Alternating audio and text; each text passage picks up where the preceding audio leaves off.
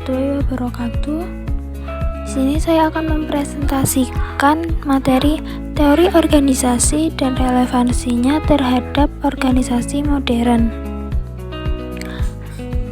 Sub-sub materi yang akan dibahas dalam materi ini adalah 1. Pendahuluan, 2. Pengertian teori organisasi, 3.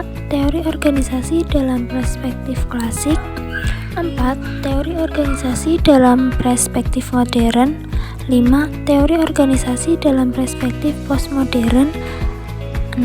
Metafora dalam teori organisasi. Selanjutnya, pendahuluan. Organisasi merupakan elemen penting dalam kehidupan manusia di berbagai aspek kehidupan, mulai dari skala kecil seperti keluarga hingga skala besar seperti perusahaan multinasional. Organisasi hadir untuk mencapai tujuan bersama, mulai kerjasama antar individu. Memahami seluk-beluk organisasi menjadi krusial untuk kelancaran operasional dan pencapaian tujuan tersebut.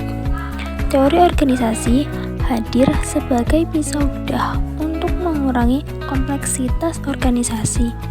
Teori-teori ini menawarkan berbagai perspektif dan kerangka berpikir untuk memahami bagaimana organisasi dirancang, dikelola, dan berinteraksi dengan lingkungannya. 2. Pengertian teori organisasi. Teori organisasi adalah ilmu yang mempelajari bagaimana organisasi menjalankan fungsinya dan bagaimana organisasi tersebut mempengaruhi dan dipengaruhi oleh orang-orang yang bekerja di dalamnya maupun masyarakat di dalam organisasi itu beroperasi.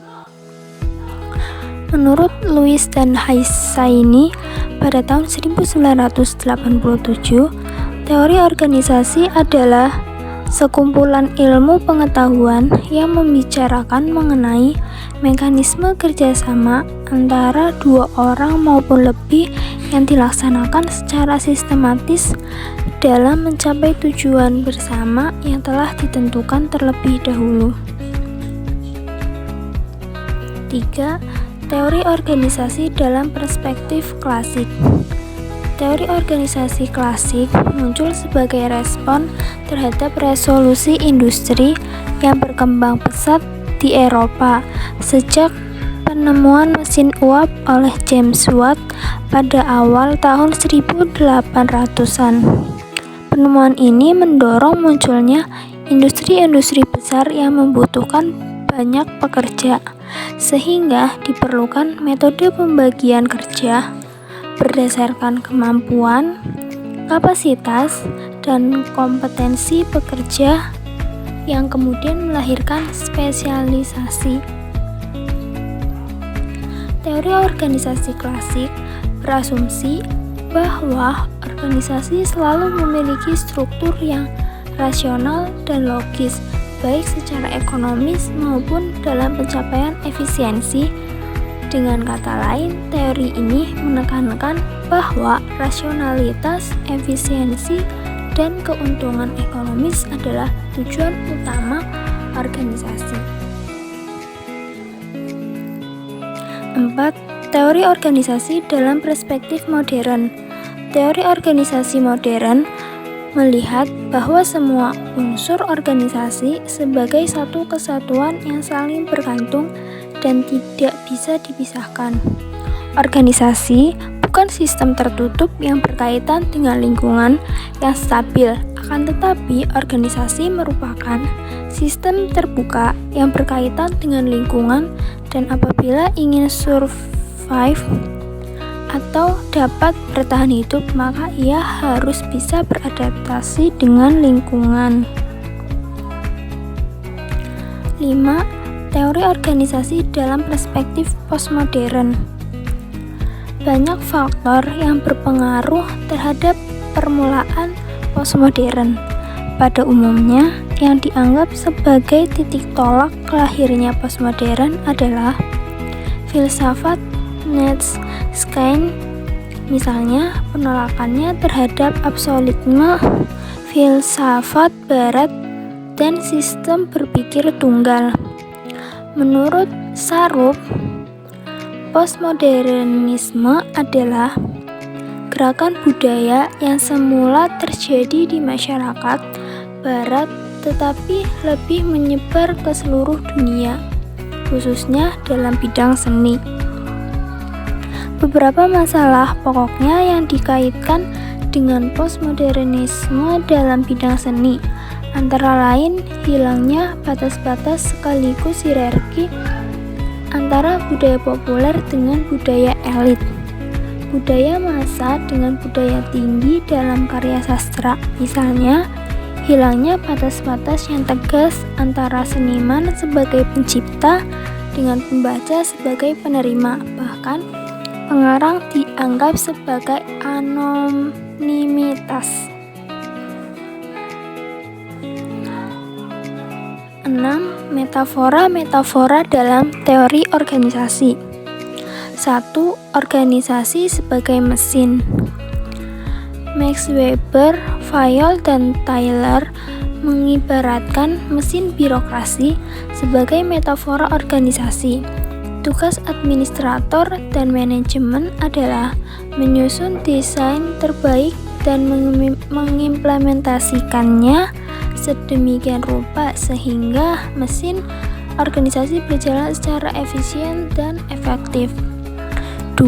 Organisasi sebagai organisme.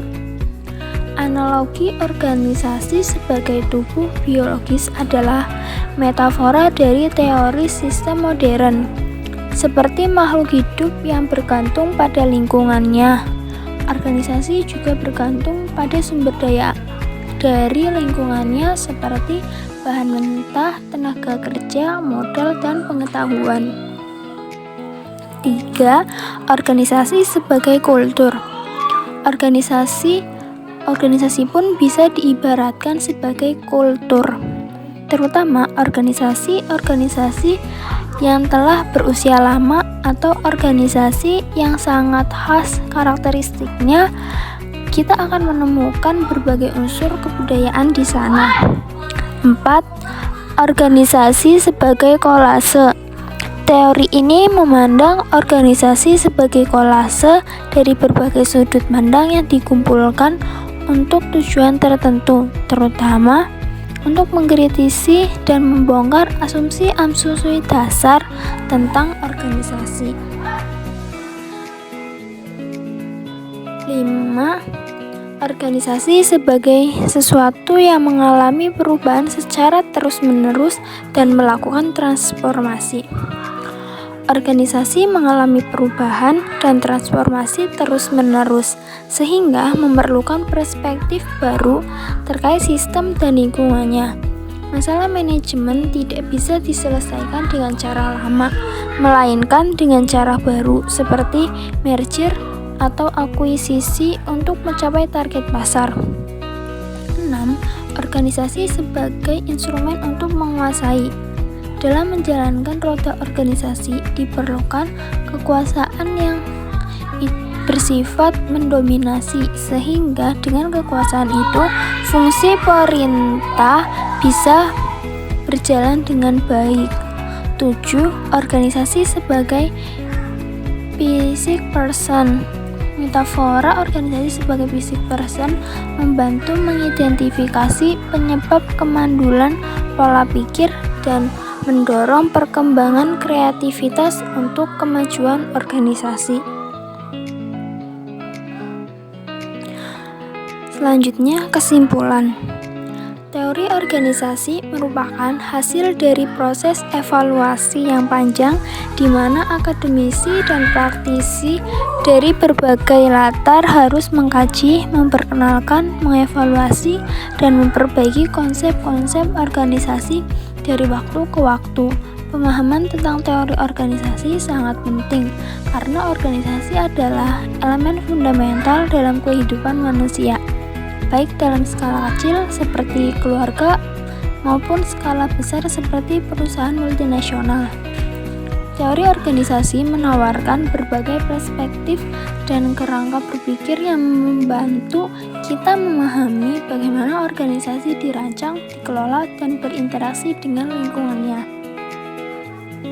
Teori ini tidak hanya membantu dalam mencapai efisiensi dan efektivitas operasional, tetapi juga dalam memahami dinamika kerjasama dan interaksi antar individu dalam sebuah organisasi.